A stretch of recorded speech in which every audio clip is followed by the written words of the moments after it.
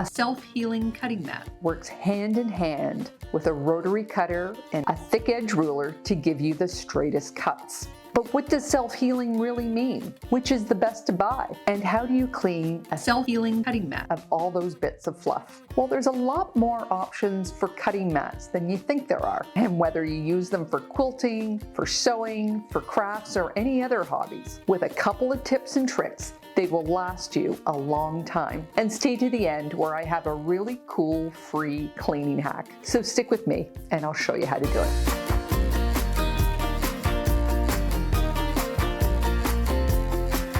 Hi there, I'm Karen Brown of Just Get It Done Quilts. I give you tips, tricks, and strategies to help you make the quilt that you want to make. And if you like what you see, please hit that subscribe button. And this week, I was so amazed and so happy I reached 300,000 subscribers. I want to thank each and every one of you for your support. I know some of you have been with me from the beginning, and it's been a really fun ride. A self-healing cutting mat is a critical part of cutting straight. They are also one of the more expensive tools that you will buy for your sewing space. So you want to buy the right one for your needs and then care for it properly to protect your investment. What is a self-healing mat? Self-healing is a marketing term. It means if you slice it with a blade, the surface is not damaged. And it was first used to describe these PVC cutting mats. Green used to be the most common color, but now you can find them in all sorts of colors depending on the brand. The surface is soft and they normally come with measurement marks, and they are available in two thicknesses, 1.5 millimeter and 3 millimeter. There are other types of cutting mats that now use the term self-healing, but they're not covered by this video. There is the polypropylene eco mats. These are meant to be recycled. Then there is the white translucent hard surface polyethylene mats. This type has also been labeled pinnable. They normally come with markings, and these are the big ones that cover big surfaces. Then there is the soft surface polyurethane mats.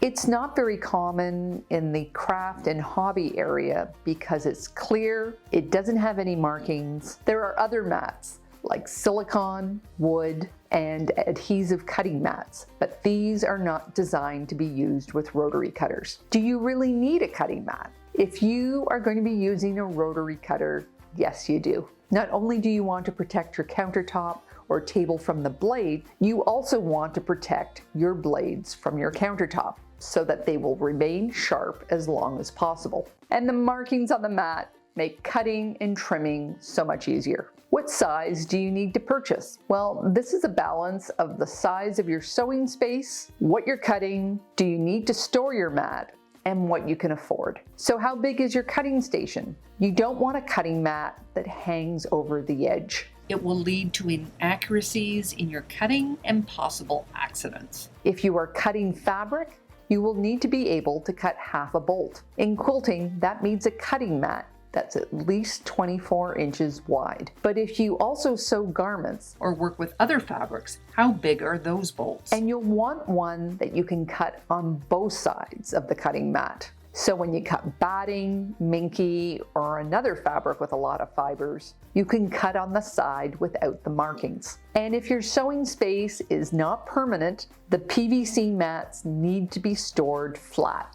Either flat on the floor or flat against the wall with no bowing. When I made my small space sewing hack, I made a pocket for my 18 by 24 board and hung it on the back of the rack, and I stored it against the wall. If you think this setup might work in your small space, I'll leave a link to this video in the notes below. You also will find mats that have a cutout for hanging, and some styles of mat are foldable.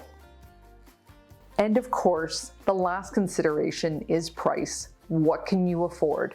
This is an item that you might start off with the best one that you can afford and save up for the forever mat.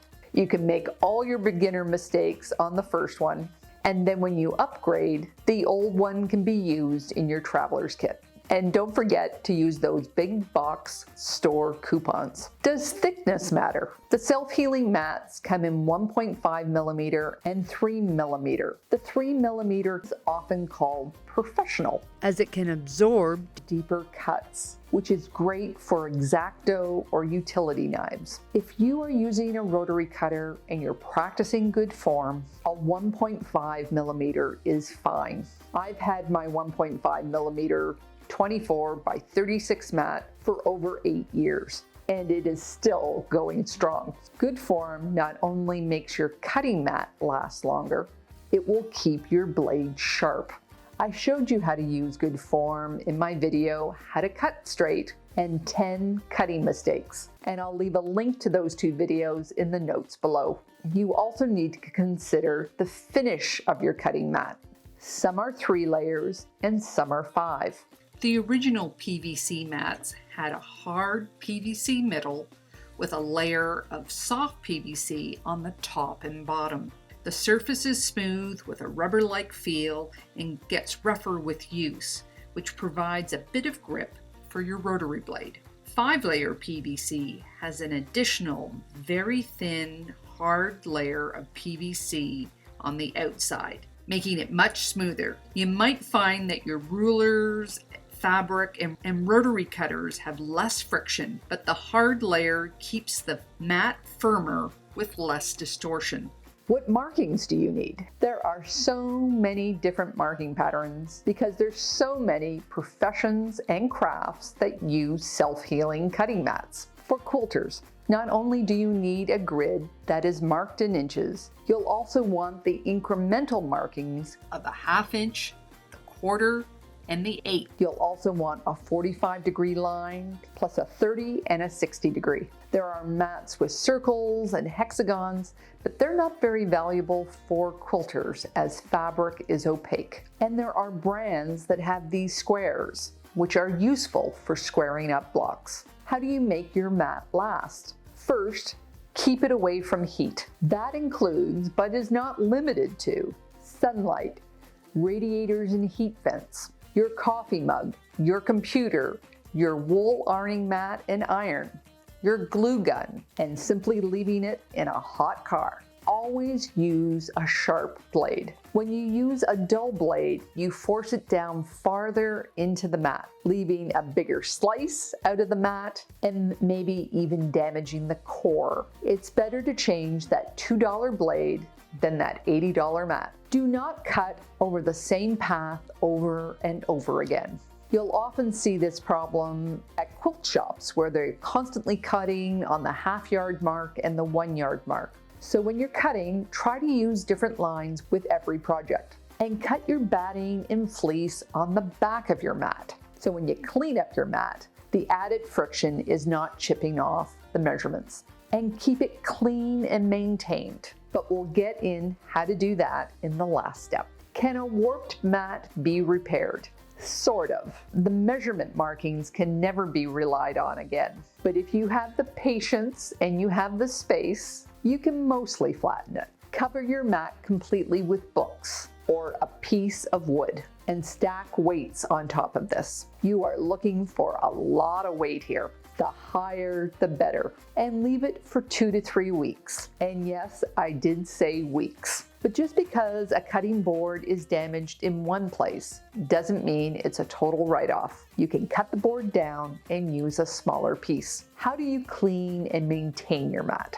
On a weekly basis, remove the trapped fibers in your mat. Use a lint brush or a ball of masking tape to remove all the large surface fibers. Then use this hack. Take a piece of packaging foam. This is just a piece that I upcycled from an electronics purchase. It's very firm and it has these big bubbles. Just use a circular motion and clear it often. Some say to use a white eraser, but I find my hack uses a lot less elbow grease. It doesn't produce those rubber bits, and best of all, it's free. And the more frequent you do it, the less you have to do. Then spritz your mat with water, give it a gentle wipe, And the next time, flip it over and do the other side. There will be a time when your cutting mat needs more cleaning, and it's easiest to do this in a tub. Let your board soak for about 20 to 30 minutes to soften the trapped fibers.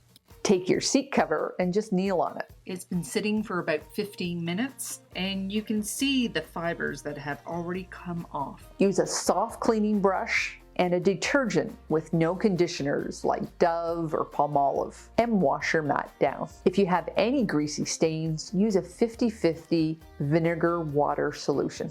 Then lay it on a towel to dry, but not in the sunlight. You may see little pockets of fibers. Take the time to get them out now while the fibers are still soft. Accuracy in your piecing relies on the trifecta of accurate cutting, straight sewing, and a really good ironing technique. And a good, well-maintained cutting mat is an important part of that foundation. I'll leave a link here to the Cutting Straight playlist. Take care, and I'll see you next time.